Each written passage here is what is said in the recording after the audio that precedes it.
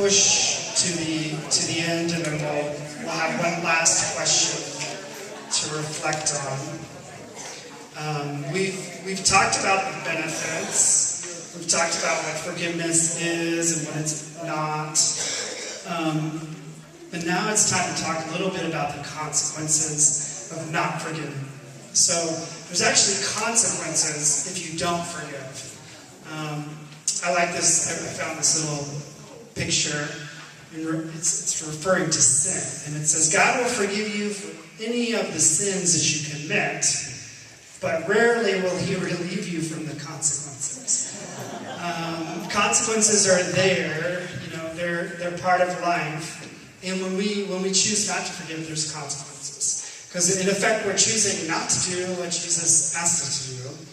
We're choosing not to do what it says in the Our Father. And there's consequences for that. So, Dr. Enright looks at these consequences in terms of anger. And he says, if you're choosing not to forgive someone, especially someone that's hurt you, then chances are you're also holding inside anger, resentment, bitterness towards that person.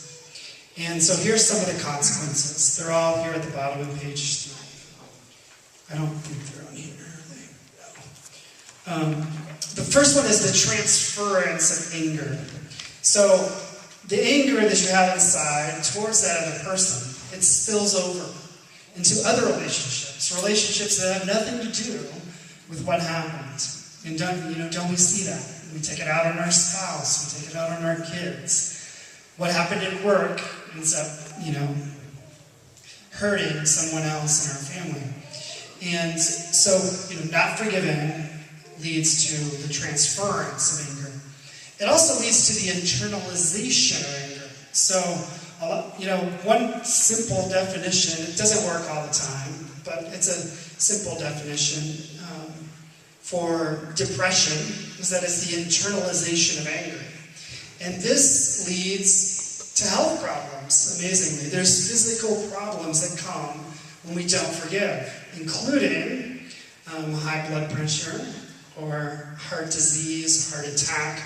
It weighs on our bodies. It affects us. Interestingly, it even affects our hearts, We're choosing in our hearts not to forgive, and it's affecting us physically. Again, the suppression, it leads to the suppression of anger. So we have this anger, we don't want to express it, we don't know what to do with it, we suppress it, and that leads to depression. It also leads to the excessive expression of anger. And the excessive expression of anger comes out, in violence. And we see that, in society, unfortunately. A lot of violence goes back to anger, and that anger goes back to not forgiving someone that's hurt us. And then finally, it also allows the cycle of anger to continue, the cycle of violence to continue. And you see that. When someone hurts you, and you choose to hurt them, and they choose to hurt you, and you choose to hurt them, and there's never any forgiveness. It just continues. And then sometimes it carries over to other people in your family. You choose to hurt someone in their family. They choose to hurt someone in your family. It spreads, and it never really ends. So a consequence of not forgiving is that, the cycle of violence continues. So we're not going to get to this question tonight, but, what do you think about when you consider the consequences of not forgiving? This idea of not forgiving. How might this change your motivation or your desire to forgive?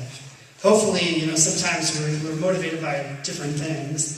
Sometimes thinking about the consequence helps to motivate us to do the right thing. And that also can be true with forgiveness. So four just final kind of points, because I've kind of laid out some of the basic things. As you're finding, I imagine as you're reflecting even tonight, forgiveness is a big topic.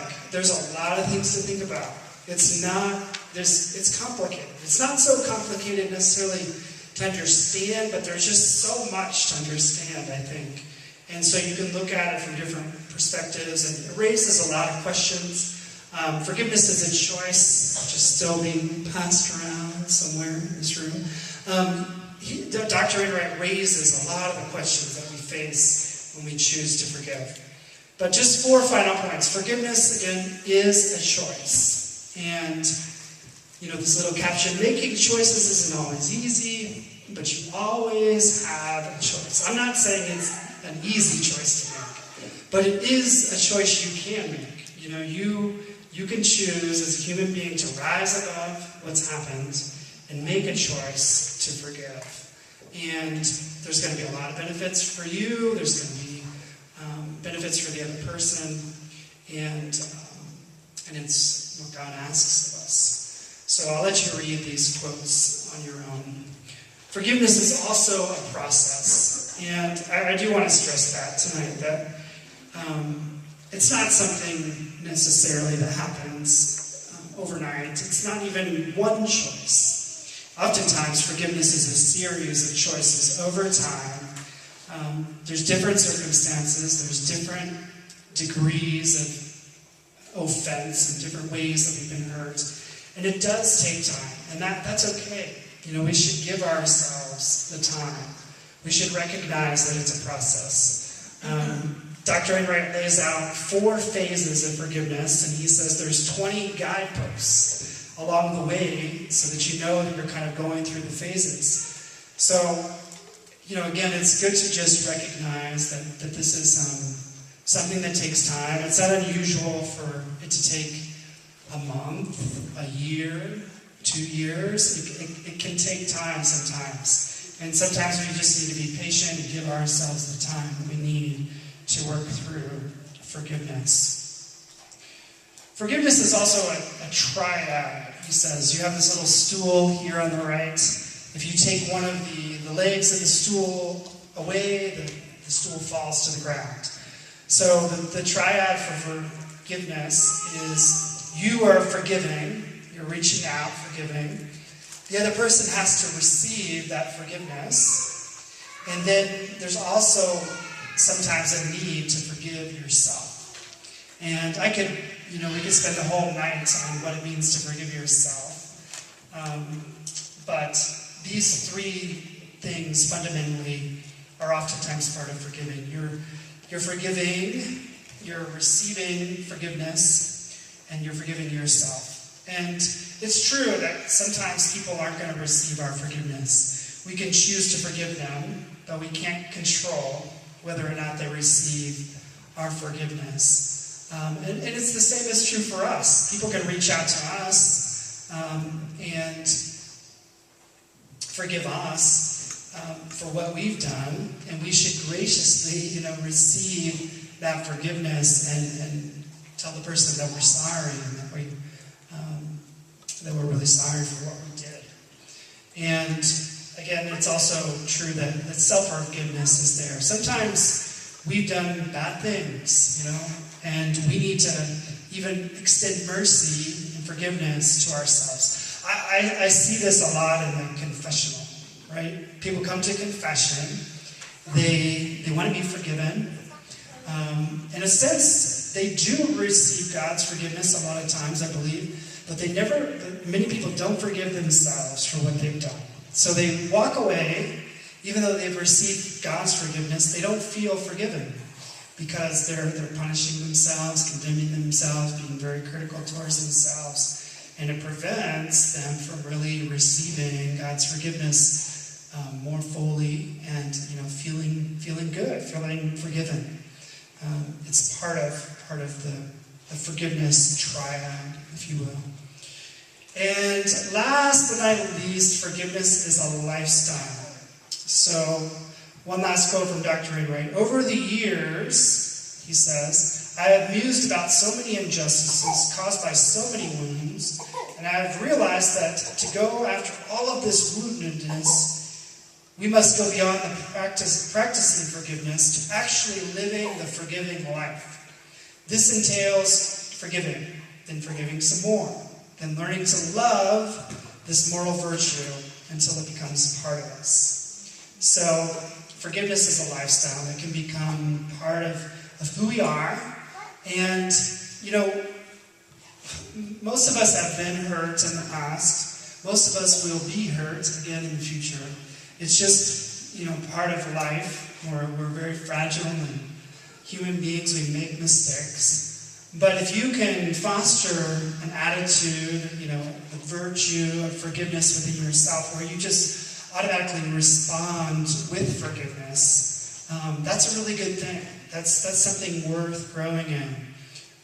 It's the way that God wants us to be ultimately, and it's what He calls us to. So we have just a couple minutes left, and I know this isn't easy. I know me asking you these questions isn't necessarily easy, but I'm going to challenge you one more time to pair up, and this kind of cuts to the chase, if you will. This is the big question, who is one person? Now, if this person happens to be at your table, then I guess it's going to be a little hard to say who that is. But who is one person in your life now, or even from the past? They're not. You just never forgave them. That you need to forgive. And how might this presentation motivate you to do that? So I know this is not an easy question, but go ahead and just take a couple minutes. Take the risk of sharing your answers with each other. Thank you.